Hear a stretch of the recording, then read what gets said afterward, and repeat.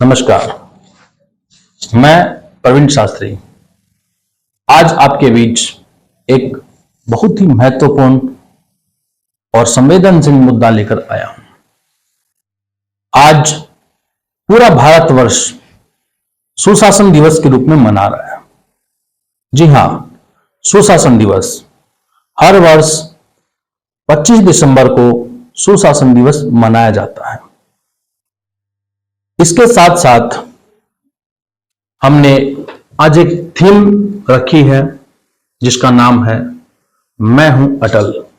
जी हां, किसी कवि ने कहा है, क्या हार में क्या जीत में, क्या हार में क्या जीत में, किंचित नहीं भयभीत में, कर्तव्य पथ पर जो भी मिला, कर्तव्य पथ पर जो भी मिला, यह भी सही वह भी सही, वरदान नहीं मांगूंगा, हार नहीं मानूंगा, हार नहीं मानूंगा। ये मित्रों, आज मैं हमारे भारत देश के पूर्व प्रधानमंत्री श्री अटल बिहारी जी वाजपेयी जी के जन्म दिवस पर सुशासन दिवस के रूप में मनाने जा रहा हूं।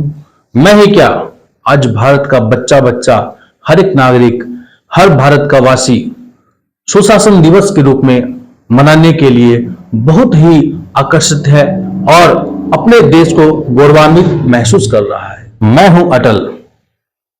आज जो हमने थीम रखी है मैं हूं अटल, इस थीम के विषय में बताने से पहले मैं आपको बता दूं कि ये अटल एक बहुत ही बड़ी थीम है, बहुत बड़ा टारगेट है और बहुत बड़ा नाम है। स्वर्गीय श्री अटल बिहारी जी वाजपेयी के जीवन परिचय के रूप में प्रकाश डालते हुए आज हम चर्चा करने जा रहे हैं।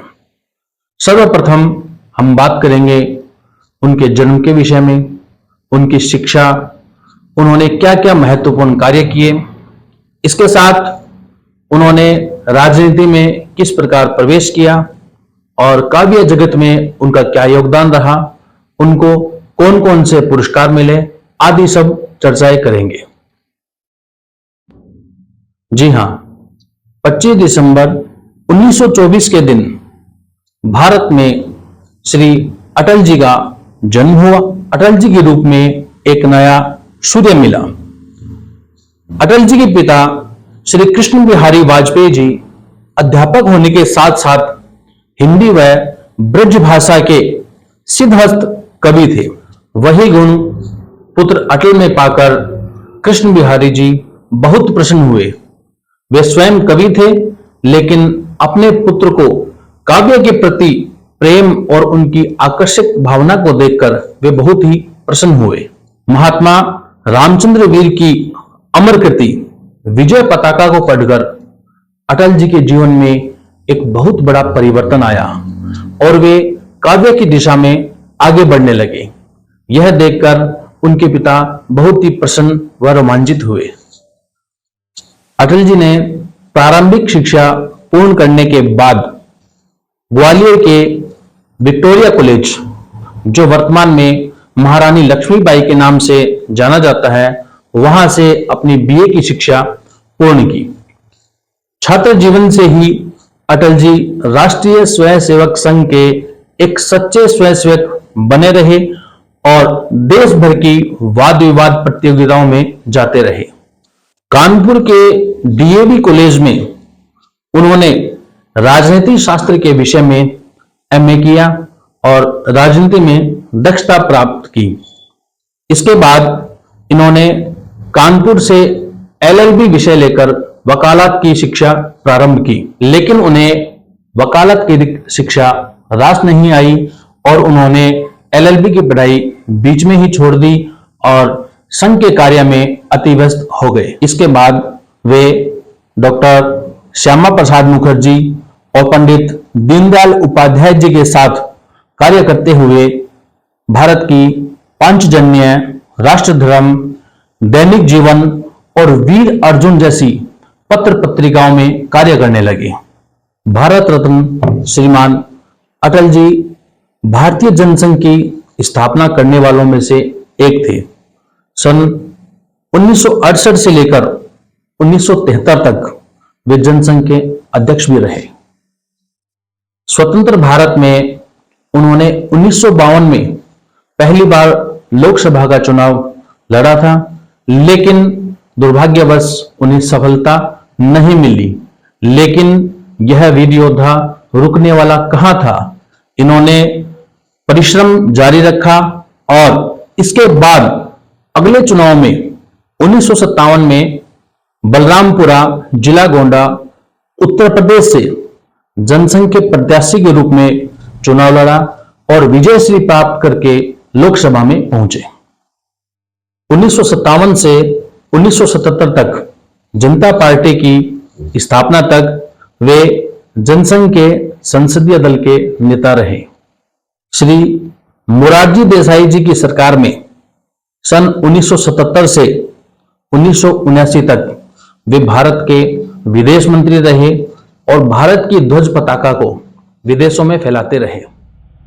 1980 में इन्होंने जनता पार्टी को छोड़ दिया और भारतीय जनता पार्टी को बनाने के लिए प्रेरित हुए और पूरे तन मन धन के साथ इन्होंने भारतीय जनता पार्टी की स्थापना की।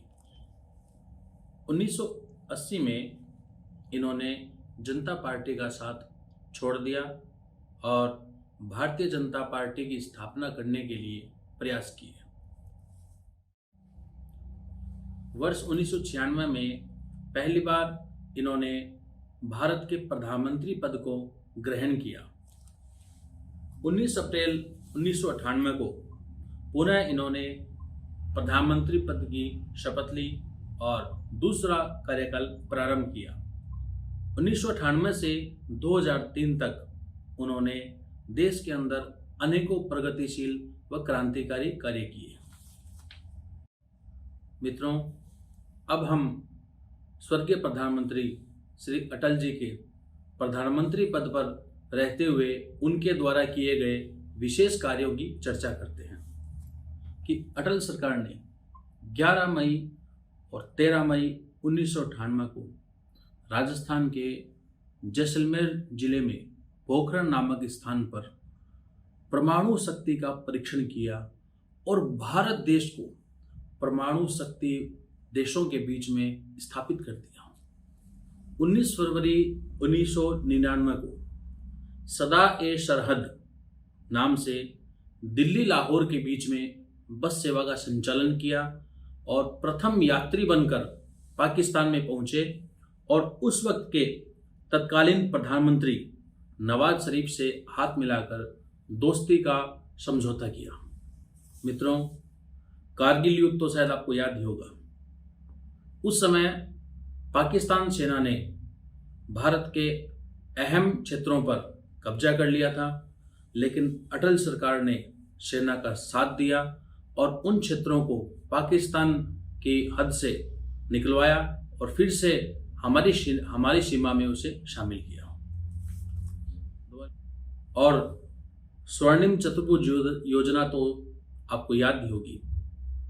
स्वर्गीय प्रधानमंत्री अटल जी ने भारत के 4 महानगरों दिल्ली, कलकत्ता, मुंबई, चेन्नई को आपस में सड़क मार्ग से जोड़ने के लिए भारतीय स्वर्णिम चतुर्भुज की स्थापना की और ये भारत देश के लिए एक बहुत बड़ा नाम था और यह योजना भारत देश के लिए बहुत बड़ी योजना थी।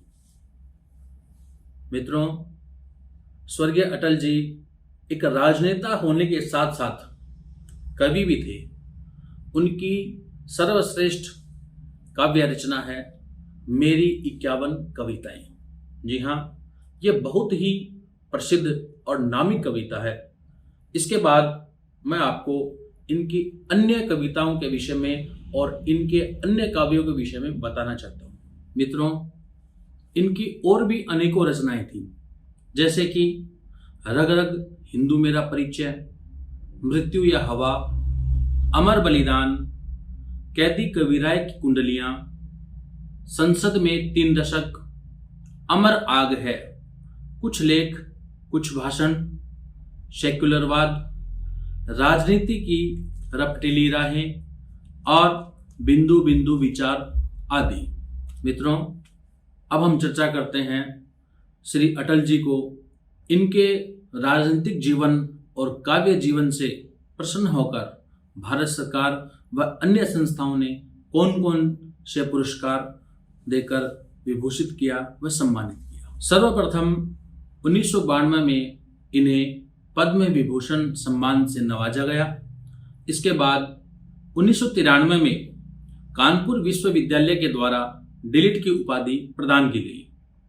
1994 में लोकमान्य तिलक पुरस्कार दिया गया। 1994 में ही इनको श्रेष्ठ सांसद का पुरस्कार मिला और 1994 में ही भारत रत्न पंडित गोविंद वल्लभ पंत पुरस्कार से नवाजा गया।